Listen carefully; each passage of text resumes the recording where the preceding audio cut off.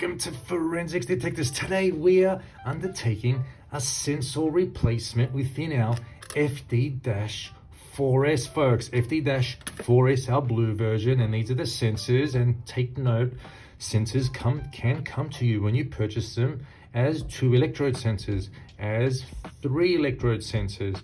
They could come to you hermetically packaged, or they can come to you with a spring. Now, this is what happens, folks. When you get your sensor, take off the spring and let it sit in your ambient environment for 24 hours. Take it out of your hermetically sealed package. Let it sit for 24 hours. Then undertake a sensor replacement like we're going to show you today. Now, all you need is your drill, your screw drill, Phillips or cross drill, and just go ahead and take out the screws, okay? Very, very simple.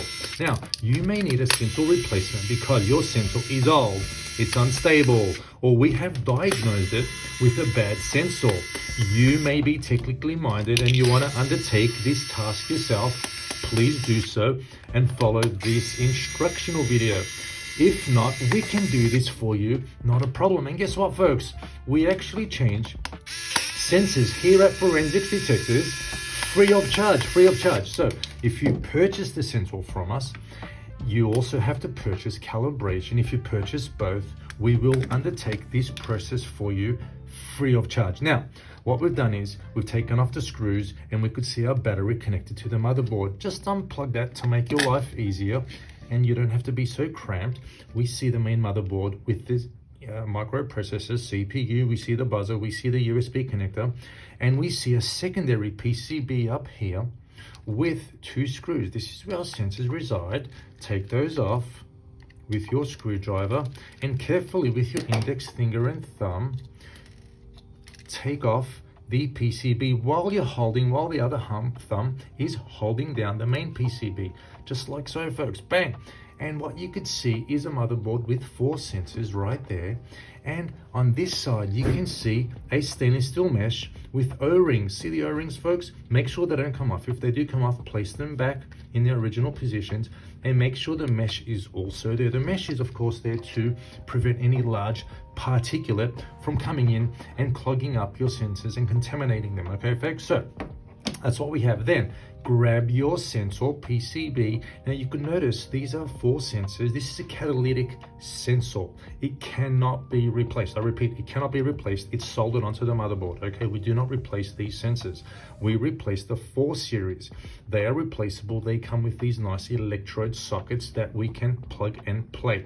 Okay, each sensor has the name hydrogen sulfide, carbon monoxide, oxygen in text format or in its chemical formula. So understand that, let's say it's oxygen. We know it says oxygen right over there. You could see it.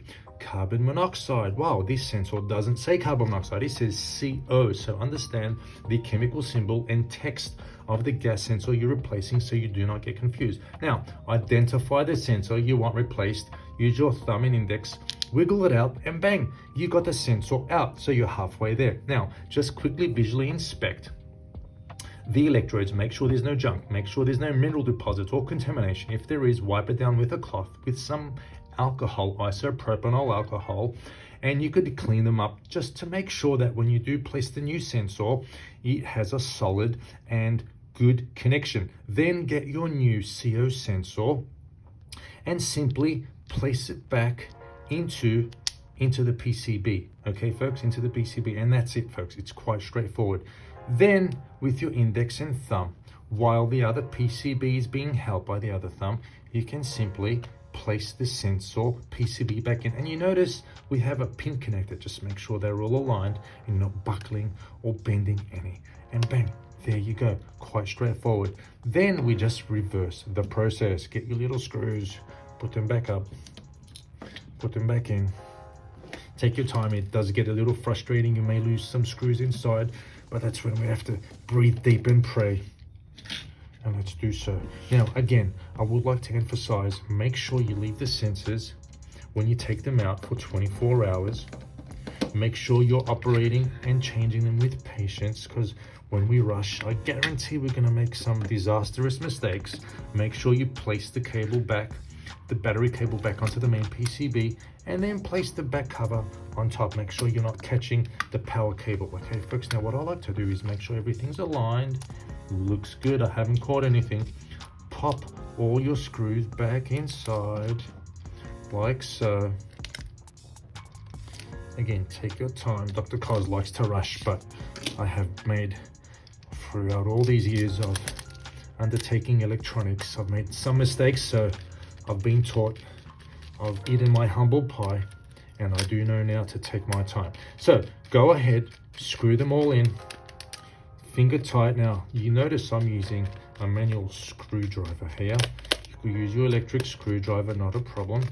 And then once you're done, you will not, I repeat, you will not turn on your detector. You will wait 24 hours again. You're going to wait until the sensors are climatized to the humidity, temperature. You're going to wait until all the electrons on the sensor stabilize. And then after 24 hours, you will turn on your FD-4S. Once that's done, you must undertake a calibration, folks. That's for a separate video. I have a separate video on how to calibrate the respective sensors. So make sure you do that. Don't just plug it in and you're good to go and you take it into a compromised environment. That could be life-threatening.